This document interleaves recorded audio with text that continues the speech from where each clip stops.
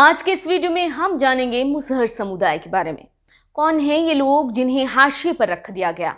किन लोगों का है ये समुदाय जहां से राजनीति की मुख्य धारा में ज्यादा से ज्यादा लोग आ ही नहीं पाए? और क्या है इस मुसहर समुदाय की पूरी हिस्ट्री? आज सब कुछ हम इस वीडियो में जानने की, समझने की कोशिश करेंगे। दरअसल मुसहर में दो शब्द जुड़े हुए हैं। एक तो है मूस यानी चूहा और दूसरा है हर यानी कि शिकार करने वाला। जो चूहे का शिकार करता हो वो मुसहर। मुसहर एक आदिम जनजाति है। आज भी दूर दराज के एरिया में बसी हुई मुसहर टोलियों में एक रिवाज की तरह चूहा मार कर खाने का जो चला आ रहा है वो आज भी चला आ रहा है। ब्रिटिश काल में मुसहर जाति को डिप्रेस्ड क्लास में रखा गया। 1871 में पहली जनगणना हुई, जिसके बाद पहली दफा इस जाति को अलग श्रेणी में रखा गया और जनजाति के दर्जे में डाल दिया गया। इस जाति की जो बेसिक बनावट है वो साउथ बिहार और झारखंड के एरिया में है। आजाद भारत की बात करें तो मुसहर बेसिकली दूसरी दलित जातियों में ही जगह रखते हैं। मुसहर अन्य दलित जातियों के दायरे में थे, जिसमें बिहार की कुल 23 जातियां संवैधानिक दी गई हैं। 2007 में नीतीश कुमार ने इसमें बड़ा बदलाव लाकर ओबीसी को 2 भाग में कर दिया और एक नई श्रेणी बनाई। 2 हिस्से में अति पिछड़ा वर्ग और अन्य दलित जातियों को बांटा, जिसमें नया जातीय समूह खड़ा कर महादलित बनाया, जिसमें मुसहर जाति को डाल दिया गया। मुसहर कभी इकट्ठे या संगठित जातिगत समूह के तौर पर उभर नहीं पाया या रहा ही नहीं कभी। और तो और राजनीति में एक बड़ा कद बनाना या बड़ा मुकाम हासिल करना ये भी नहीं हो पाया, क्योंकि ये लोग जो हैं ज़्यादातर होता ये है कि ये बड़ी संख्या में एक साथ इकट्ठे नहीं रहते। एक संगठित जातिगत समूह के तौर पर इनकी पहचान नहीं बन पाई। अब थोड़ा हिसाब किताब के बारे में जान लेते हैं। तो जनसंख्या के हिसाब से बिहार के 23 दलित जातियों में मुसहर जाति तीसरे नंबर पर आते हैं, जिसमें चमार और पासी सबसे ऊपर हैं। दलितों की कुल जनसंख्या में मुसहरों का प्रतिशत जो है, अगर उसकी बात की जाए तो बिहार में 13.4% है ये। अगर कुल जनसंख्या का हिसाब किताब देखें तो ये लोग करीब करीब 2.5 से 3% के लगभग होंगे। इतने पर भी आजाद भारत में न तो इनका कोई संगठित रूप राजनीति में है और न तो इनकी आवाज उठाने वाला कोई नेता दिखाई पड़ता है।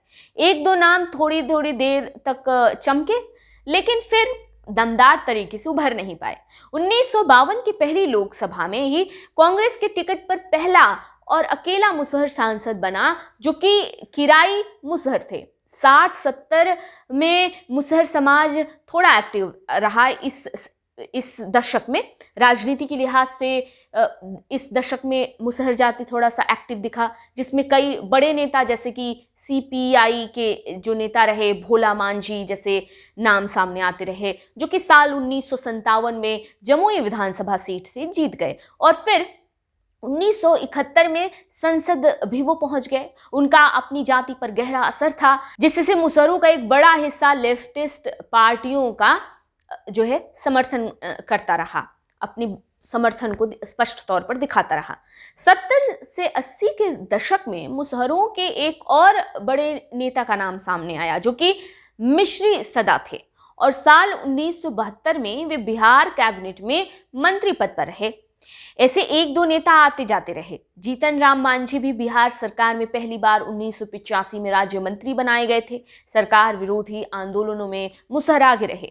नक्सल आंदोलनों के उभार के वक्त 1967 में कई बड़े मुसहर नेता सामने आए और कई तो पुलिस मुठभेड़ में मार डाले गए। भोजपुर जिले के बड़े नक्सली नेता हुए बूटन मुसहर, जो साल 1971 में पुलिस की गोलियों से मार गिराए गए, और एक और बड़े नेता बिरदा मांझी का भी यही हाल हुआ।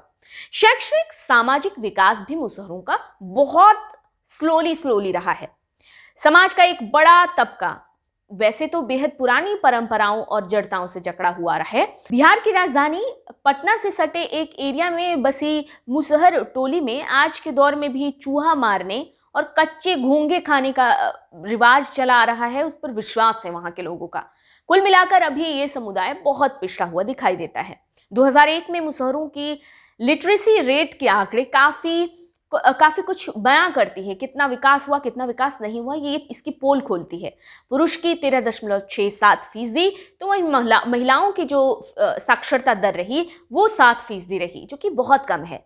मुसहरों की घनी आबादी वाले जिले गया, रोहतास, अररिया, सीतामढ़ी, जो कि ये सभी जो है बिहार के जिले हैं, ये हैं, और समस्तीपुर, बेगूसराय और खगड़िया, ये भी बिहार के जिले हैं, और ये कुछ एरिया हैं जहां पर मुसहरों की जो संख्या है वो बहुत ज्यादा है। तो ये थी मुसहरों से जुड़ी पूरी जानकारी, जो कि महादलित वर्ग में आते हैं और अभी भी ये पिछड़े हैं राजनीतिक स्तर पर, पढ़ाई के मामले में, आर्थिक स्तर पर। और लेकिन एक जो चीज दिखाई पड़ती है कि इनकी आवाज उठाने के लिए, इनकी आवाज दमदार तरीके से उठाने के लिए आज तक इन्हें कोई भी एक लॉन्ग टर्म वाला नेता नहीं मिला है। खैर, इस सेगमेंट में इतना ही। आपको ये इन्फॉर्मेशन कैसी लगी हमें कमेंट सेक्शन में बता सकते हैं। हमारा वीडियो पसंद आया हो तो लाइक करें, कमेंट करें और शेयर करें। अगर आपको हमारा चैनल पसंद आया हो तो इसे जल्दी से सब्सक्राइब कर लें, बेल आइकॉन जरूर प्रेस करें ताकि आपको हमारा नोटिफिकेशन सबसे पहले पहुंचे। अभी के लिए यहीं तक।